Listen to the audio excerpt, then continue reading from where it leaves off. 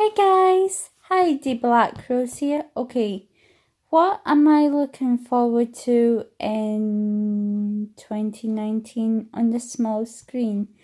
I am currently watching Les Mis. What I am looking forward to in the next coming months is Game of Thrones, and when this happens, Poldark, I am really looking forward to seeing how Les Mis plays out. I am looking forward to Game of Thrones. I do like Game of Thrones, but quite honestly, the spoilers are killing me, and I'm just really wanting Game of Thrones to end because I can't take any more spoilers. I've heard so much happening online that I've just really tried hard to avoid it, but I've seen a few headlines, but I will be watching most of it, and if not, I will be binge watching all 8 series on DVD when I get that chance. So when I'm not working on my own things, which at the moment sometimes Game of Thrones is just too heavy when I'm tired. So but yeah, that's one of the shows I'm looking forward to seeing.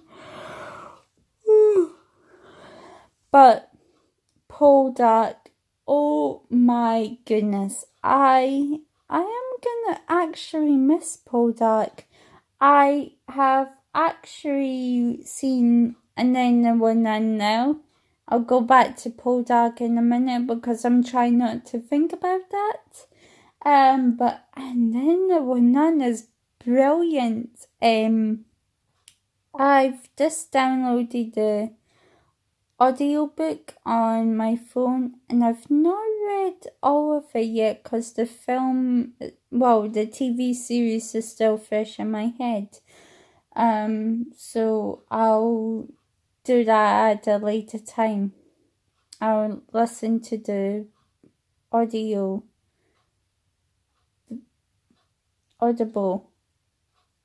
version at a later date.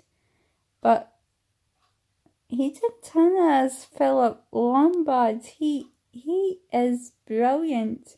He and Charles Dance are amazing villains. I really like them as the villains. What did I like most about Aidan Turner as the villain? The fact is that his villain side sort of surfaced at unexpected moments, and I really did enjoy seeing that because he kept me on my toes as a viewer, because I thought,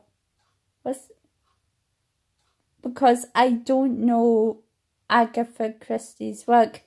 I mean, I've heard of her. I've heard of Poirot and Miss Marple, I think it is. Correct me nicely in the comment section below if I get this wrong.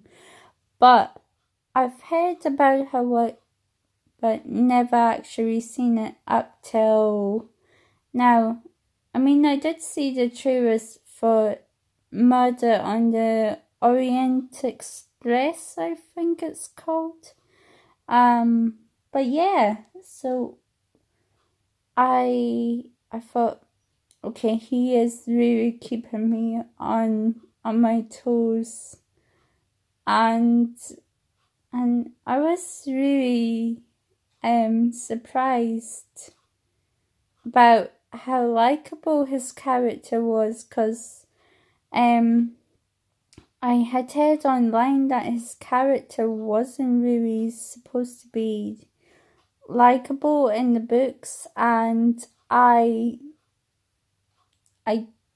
ordered it from the Sky Store first, because I was looking for something interesting to watch, and I sat on the floor at the screen because I didn't anticipate them using a typewriter in the first start of the first couple of minutes. Sorry, if you haven't seen an anyone on, that's what happens, because it's kind of like a close-up of the typewriter and the secretary of cameras typing it really fast, and I could not get the names. I couldn't read them very well, and the writing is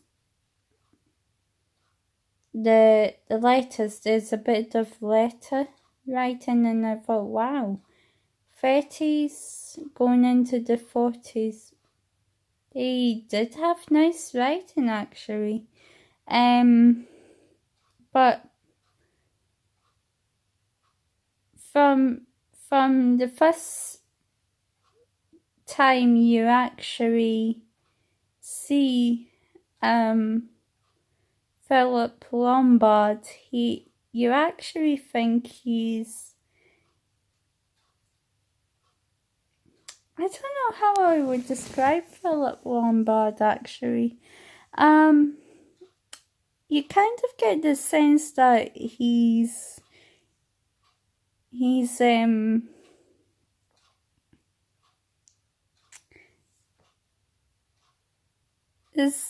there's something off about him in some scenes, but from when you first see him, he's like looking at this woman's legs, and she catches him looking at her legs, and we find out in the next scene that that's Vera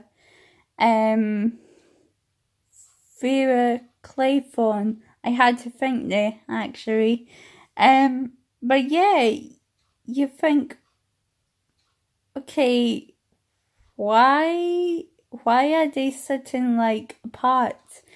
And I'm like thinking, okay, so it's the time of last name and then first name basis sort of thing, which I thought was quite interesting to see, because they say the last names, or at least some of them do, and then some say the first names, but they don't. Philip and Vera don't get to first name basis until later on in the episodes, going on to episode 2 and 3, I think it is. But yeah, you get to think that, oh, Philip Lombard, you're kind of keeping me on edge of my seat, because you never know what he's really thinking. So calm, cool, and collected, and that's what makes a great villain for me. The calmest person, and then goes into an outburst. I find that very scary and actually very intimidating. And Charles Dance is basically the same. I mean, that's how I would describe him, because they're both silent movie type of characteristics. Even though I've not really watched a lot of silent films or any, I've only seen them being portrayed on other programs, and I think, wow, that's interesting how they would have done that. But no, Well, I thought of Fatington and then There Were None was really amazing. He just kept me on my toes, and I thought, oh, how would I write this? How would I write this type of character? And that's why I'm starting to watch more things that way, and I kind of like think, could I actually write something like that? Because I am actually working on a novel, and I kind of have drawn a lot of inspiration from these type of actors, the ones that really draw you in with their eyes and their accent and voice and mannerisms. And for me, when someone goes like that, snaps that quickly, I get a stay away from me sort of thing. That's my genuine reaction. And him and Poldark is the absolute same, because when I see him in Poldark, I actually do like him in a lot of the scenes and series, but there's been occasions when when I have been really scared of him. I've been really scared to find out what he's going to do, and I know he's not really a violent character to women, really, but there's been moments when he's just been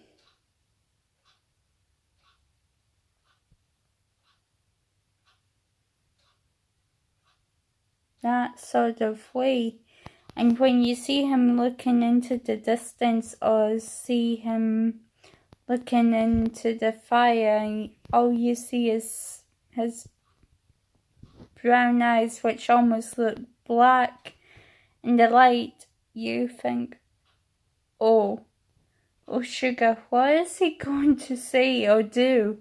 And then he gets slightly aggressive, and yeah, it's like that actually kind of scares me. So I'm really interested, story-wise, to see how Ross does progress, because in season 5 I saw the trailer of Poldark a couple of weeks ago, and I thought, oh, this could be really interesting. So from season 1 to season 2, I started to get into it, but it wasn't until 3 going straight into series 4 that I really started to like Poldark. And it was all because I had watched so many other things he had been in. I had seen multiple times of all of the Hobbits, Being Human, and I really started to like the work he was doing, because for me, if I like an actor in one thing, I will watch another of his work or her work. And I started to really get into female writers for period shows, because I mean, I will watch anything if it's a interesting story, plot I like, actor, director, for whatever reason, as long as I like it and not being recommended it by friends or like family sometimes. But other times I could be like, I could ask what are they watching, and then I'll judge for myself if I like it. Sorry guys. But yeah, so season 5 of Poldark I'm really looking forward to, but I'm really scared because there's a lot of talk that season 5 will be the last, and I know I am gonna genuinely miss it because Sunday nights are really rubbish for me, apart from watching Les Mis. And yeah, so I'm really gonna miss Poldark. I've really started to like it, so I am going to get all the Winston Graham books. Winston, I think. And eventually get the 70 series and try and watch it. I almost swallowed the strand of my own hair. There. Side note again. But no, I really think Aidan Turner has grown on me as an actor. And Eleanor Tomlinson, oh my goodness, she is fantastic in Poldark. I will be interested in seeing her other work, but I can't watch or get everything at the moment. But Haida Reid, she is phenomenal as Elizabeth, and I've forgotten the guy's last name who plays George in Poldark. Oh, blast. But he is amazing as George Warlick, and once I get the DVDs, I am gonna attempt to rewrite all the dialogues in my notebooks, because I've got a stack of notebooks that I'm gonna theme to Poldark, I think. But no, I am really thinking, okay, my Sunday nights are gonna be boring. I've been bored out of my skull because I am waiting for Poldark to come back onto the screens. So Les Mis actually is keeping me interested in history-based programs, because that's how I keep my mind occupied, because I find history-based programs challenging, and it's keeping me on my toes. So let me know what you guys are looking forward to. And please, if there's any Game of Thrones fans, please, if you're gonna mention Game of Thrones, please, please, please do not say what happens in the books coming into Series 8, or any spoilers. Please, no Game of Thrones spoilers, because that's what puts me off a lot of TV series, is the spoilers, because I like to be surprised of what's actually gonna happen. So anyway guys, write your thoughts down below on what programs you're watching at the moment, what stuff you're currently looking forward to, or just anything TV related that you like or don't like even. But yeah, see you guys. Thank you for watching. To write or not to write, but for now I must bid you good night and thank you. Bye.